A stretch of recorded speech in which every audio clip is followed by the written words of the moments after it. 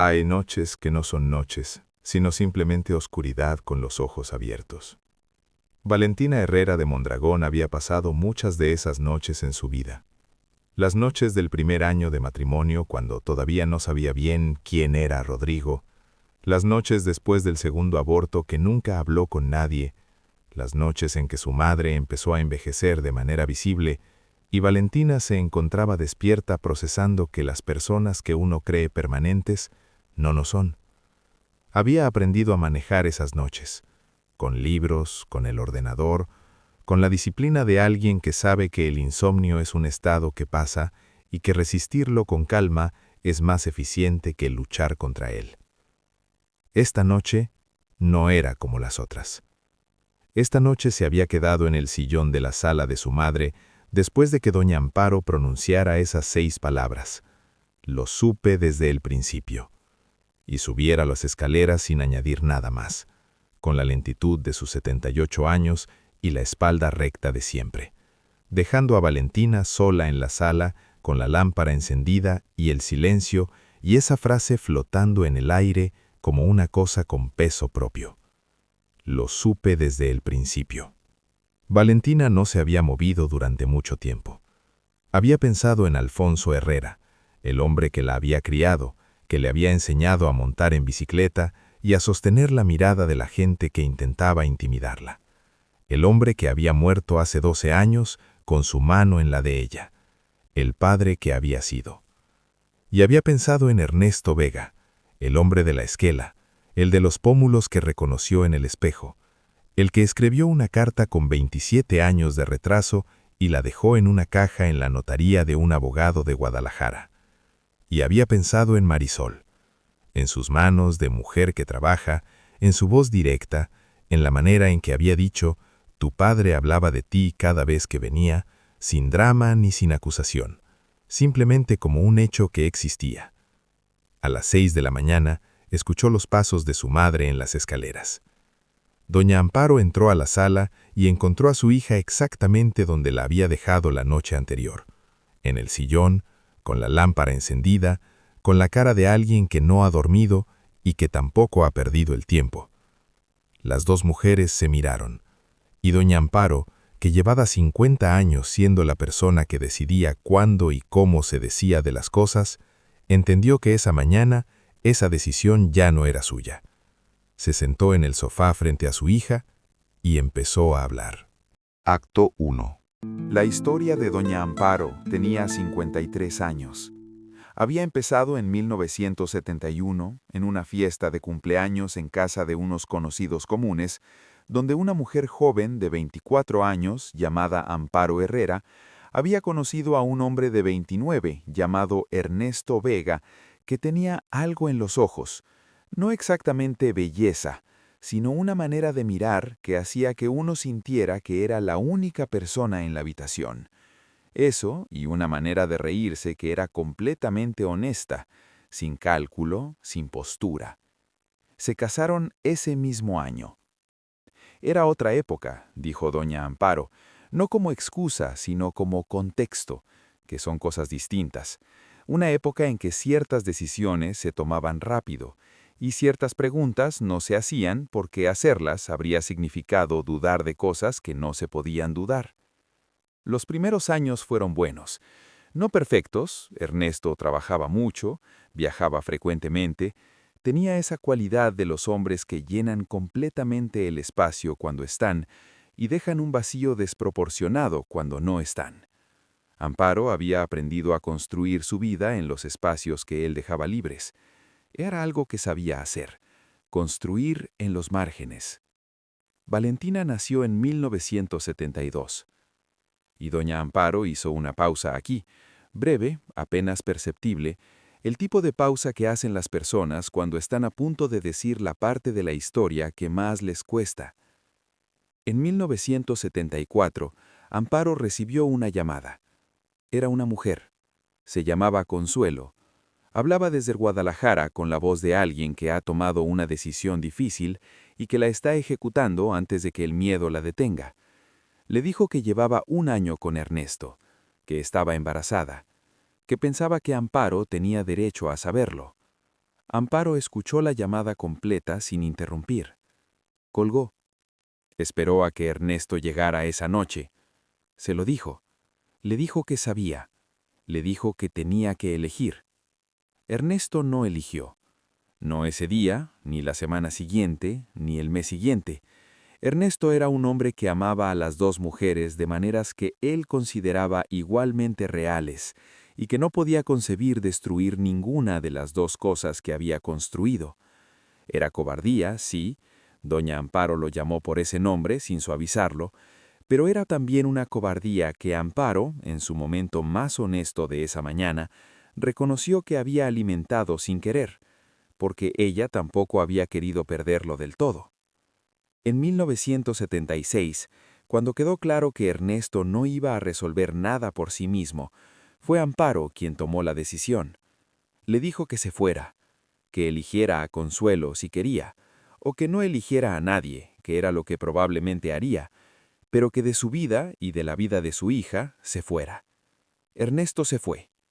Y entonces doña Amparo tomó la segunda decisión, la que había guardado durante 50 años.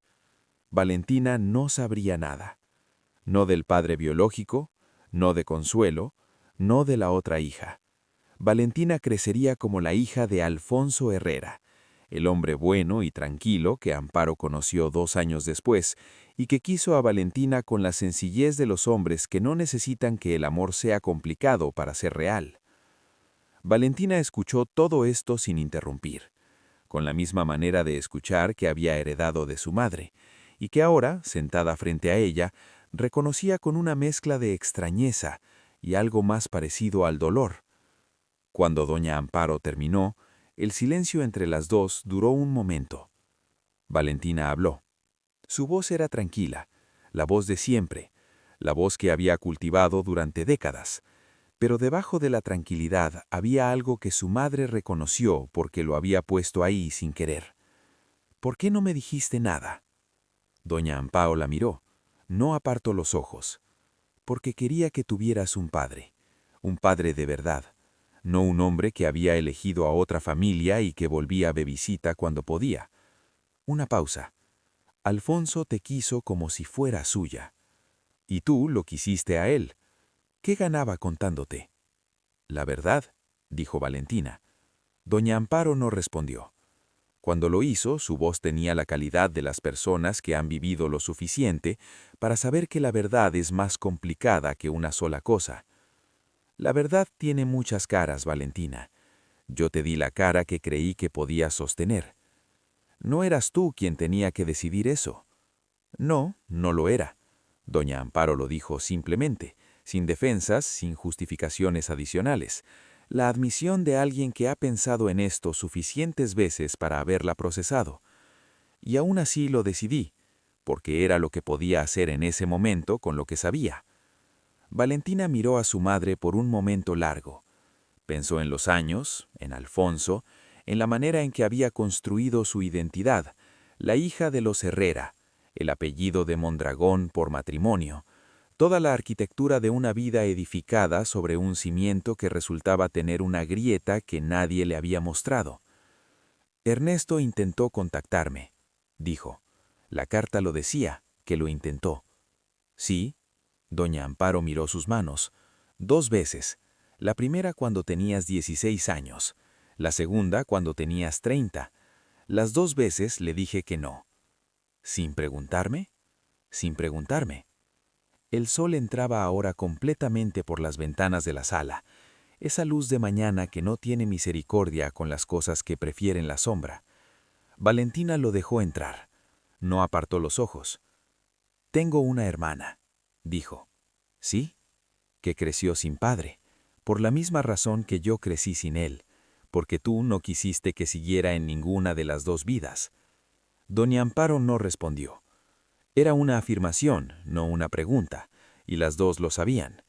Valentina se levantó, fue a la ventana, miró el jardín de su madre, el que había conocido toda su vida, con la bugambilia y el árbol de limón y las rosas que doña Amparo había cultivado con esa dedicación suya a las cosas que crecen. ¿Sabes cómo se llama? Dijo. Marisol, dijo doña Amparo en voz baja. Lo supe cuando intentó contactarme la segunda vez.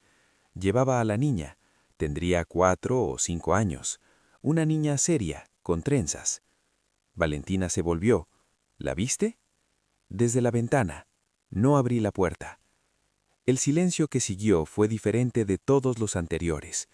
No era el silencio de las cosas que no se dicen, era el silencio de las cosas que ya se dijeron y que ahora simplemente existen en el espacio entre dos personas. Voy a conocerla. Ya la conocí.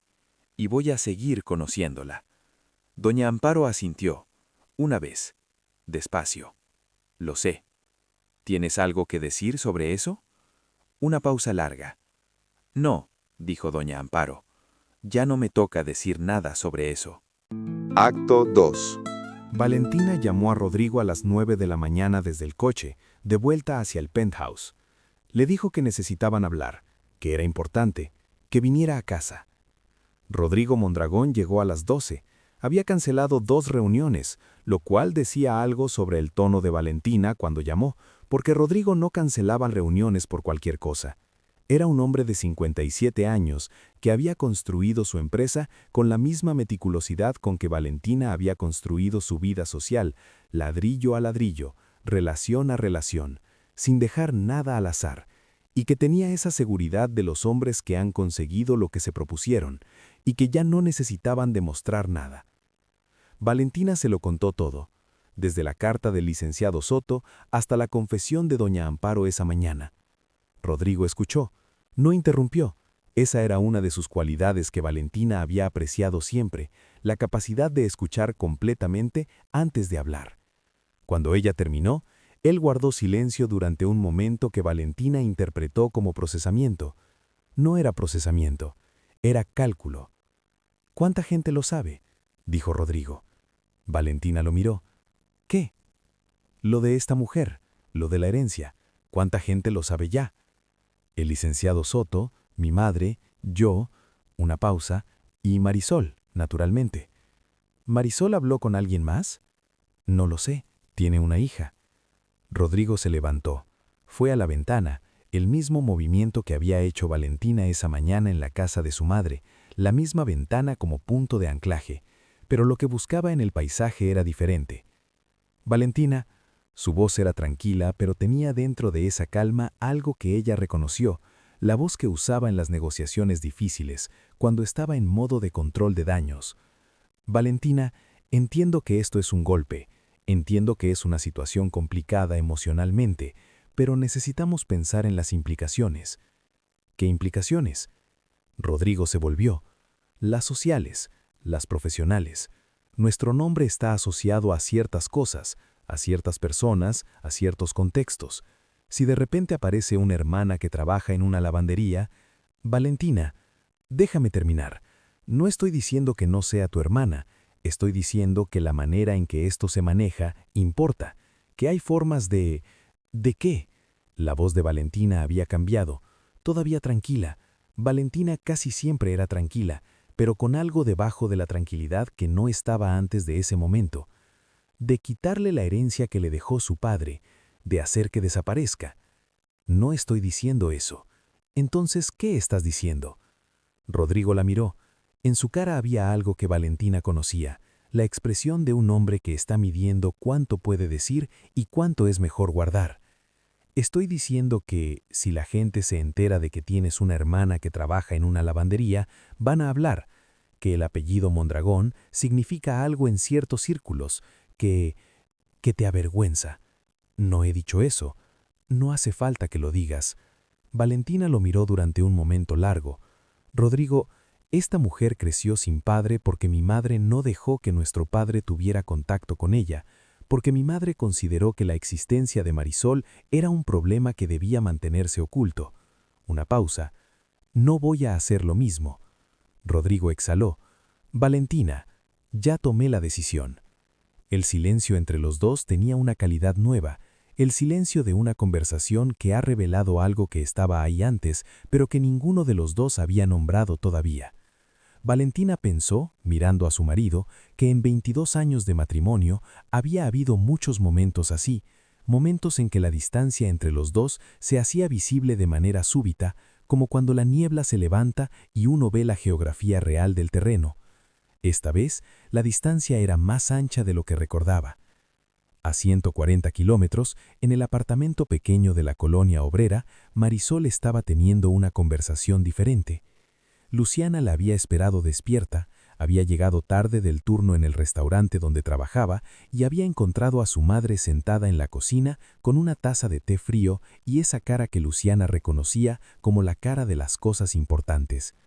Marisol le contó todo: la carta, la notaría, Valentina, las cartas del padre. Luciana escuchó con los brazos cruzados y la expresión de alguien que está organizando argumentos mientras escucha.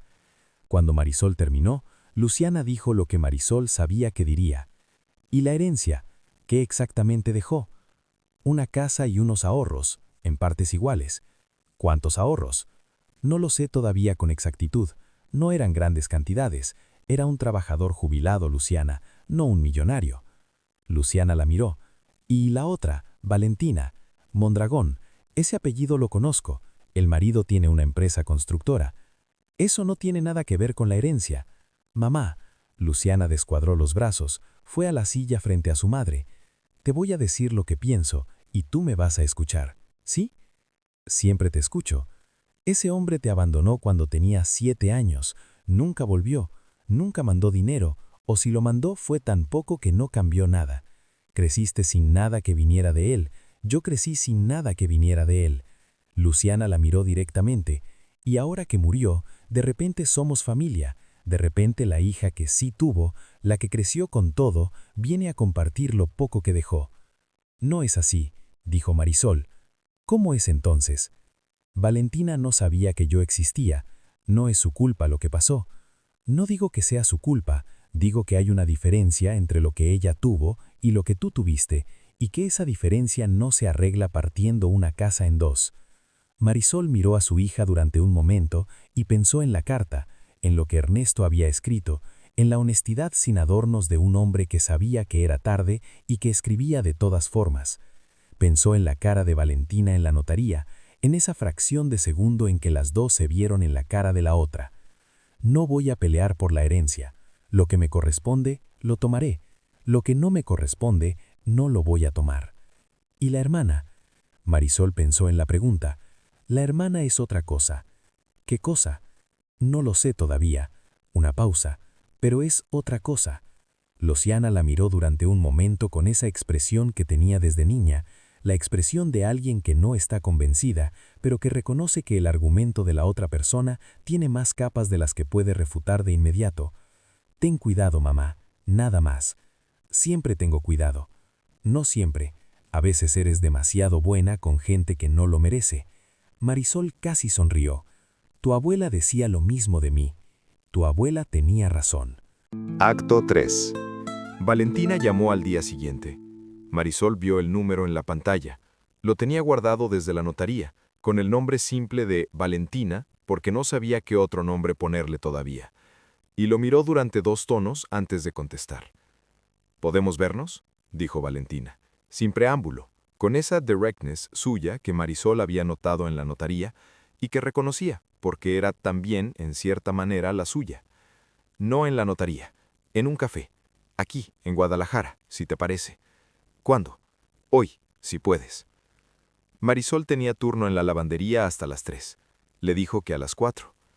El café que eligió Valentina era en el centro histórico.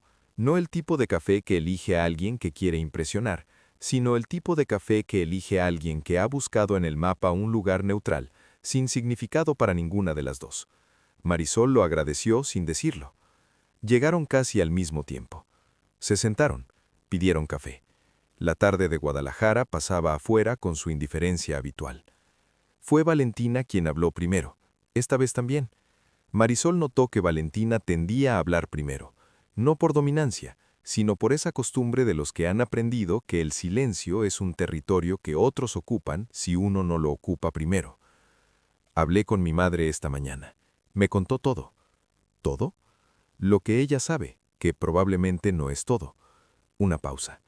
Me dijo que te vio, cuando eras niña, que viniste con tu padre a buscarla y que no abrió la puerta. Marisol procesó esto. No lo recordaba, dijo. Tenía 4 o 5 años. Lo sé, no tienes por qué recordarlo. Valentina miró la taza. Quiero pedirte disculpas por eso. No puedo pedirte disculpas por lo que hizo mi madre. No me corresponde hacerlo por ella. Pero sí por no haber sabido, por haber crecido sin saber que existías y sin haber buscado. No podías buscar algo que no sabías que existía. No, pero podría haber... No sé. No sé lo que podría haber hecho diferente porque no tuve la información. Una pausa. Solo sé que lo siento. Marisol la miró. Era la primera vez que alguien de esa historia, el padre muerto, la madre que no abrió la puerta, la hermana que no sabía, le decía «lo siento» de una manera que sonara como algo más que una fórmula. «No tienes que sentirlo», dijo. «No es tu culpa. Tampoco la tuya». Silencio. La camarera pasó y llenó las tazas sin que nadie lo pidiera. Ese gesto automático de los buenos cafés que no espera agradecimiento.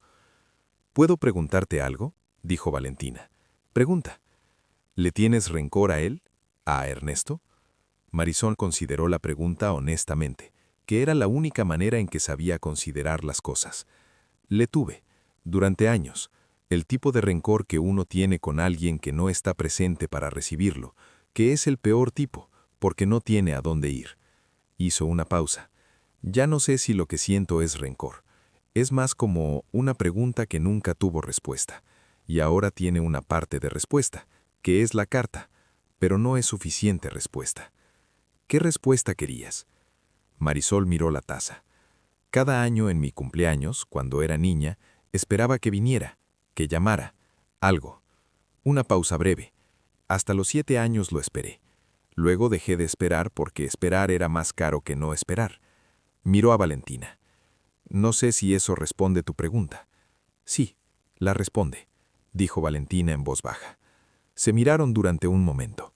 Las dos mujeres con los mismos pómulos y la misma línea de mandíbula, con 53 años de vidas completamente separadas entre ellas y algo que las dos no sabían todavía cómo llamar. «Tu padre hablaba de ti, ya te lo dije en la notaría, pero quiero que sepas exactamente qué decía». Hizo una pausa. «Decía que eras muy lista, que tenía la cabeza de él y el carácter de tu madre, que era la combinación más peligrosa que conocía». Una pausa más. «Lo decía con orgullo, incluso cuando estaba contando que no podía estar en tu vida. Lo decía con orgullo». Valentina no respondió de inmediato. Marisol observó algo pasar por su cara, algo que evidentemente Valentina no quería que pasara, pero que pasó de todas formas, porque hay cosas que el control no alcanza. «Gracias», dijo Valentina. «No te estoy haciendo un favor, solo te estoy diciendo lo que es verdad». Estuvieron en ese café 2 horas. Hablaron de cosas pequeñas y de cosas grandes mezcladas de la manera en que se hablan cuando dos personas están intentando construir un mapa de la otra a partir de cero. Valentina contó del penthouse y de Rodrigo y del trabajo que hacía, gestión de un fondo de inversión social, algo que la mayoría de la gente en su círculo no terminaba de entender, pero que a ella le importaba de verdad. Marisol contó de la lavandería y de Luciana y del apartamento pequeño que era suyo, aunque nunca hubiera tenido suficiente para comprar algo más grande. No fingieron que sus vidas eran iguales, no había necesidad. Cuando salieron del café, la tarde de Guadalajara había decidido ponerse naranja, ese naranja específico del atardecer en las ciudades coloniales que hace que todo parezca pintado deliberadamente. «¿Vendrás a ver la casa?», dijo Valentina. «La que dejó. El licenciado Soto dijo que podemos verla cuando queramos». «Sí. ¿Cuándo?». «Mañana, si quieres». «Mañana trabajo hasta las 3. A las 4 entonces». Asintieron. Una de esas conversaciones que se cierran solas porque el siguiente paso es claro. Marisol fue hacia la parada del camión, Valentina hacia el coche rentado. Antes de separarse, Valentina se volvió. «¿Marisol?». Marisol se detuvo. Mi marido, cuando le conté, su primera pregunta fue ¿cuánta gente lo sabía? Una pausa. «Quería que lo supieras, para que sepas con qué estoy lidiando de mi lado». Marisol la miró. Asintió una vez. No dijo nada. No hacía falta. Valentina fue al coche. Entró. Marcó el número de Rodrigo. No contestó. La llamó de nuevo. Tampoco. Dejó el teléfono en el asiento del pasajero. Encendió el coche. Su teléfono sonó. Número desconocido. Guadalajara. Lo cogió. ¿Sí? Una pausa breve. Luego una voz, yonja, directa, con esa cualidad de la directness que Valentina había reconocido en Marisol y que en esta voz era todavía más aguda, más sin bordes suavizados. «¿Señora Mondragón?» «Sí, ¿quién habla?» «Me llamo Luciana Vega. Soy la hija de Marisol». Una pausa. «Necesito hablar con usted. Sola. Sin mi mamá». Valentina procesó esto de un segundo. «¿De qué quieres hablar?» «De lo que usted le va a hacer a mi madre». La voz de Luciana no era amenazante, era simplemente directa con la directness de alguien que ha decidido que la cortesía es un lujo secundario cuando lo que está en juego es importante. Valentina miró el parabrisas, la calle de Guadalajara con su atardecer naranja. «¿Cuándo?», dijo. Marisol llegó a casa a las 8. Encontró a Luciana en la cocina preparando la cena con esa eficiencia suya que heredó de ella misma y que siempre le producía una mezcla de orgullo y algo parecido al reconocimiento. No supo que Luciana había llamado a Valentina. No supo que Valentina había dicho que sí. No supo que mañana, mientras Marisol y Valentina visitaban la casa del padre que las dos habían perdido de maneras distintas, Luciana y Valentina estarían teniendo una conversación completamente diferente. Marisol se sentó a la mesa. Olió la cena. Pensó en la tarde, en el café, en los pómulos que reconocía en la cara de la otra mujer, en la manera en que Valentina había dicho «gracias» cuando Marisol le contó lo que Ernesto decía de ella. No había sonado como una fórmula. Había sonado como alguien que recibe algo que no sabía que necesitaba.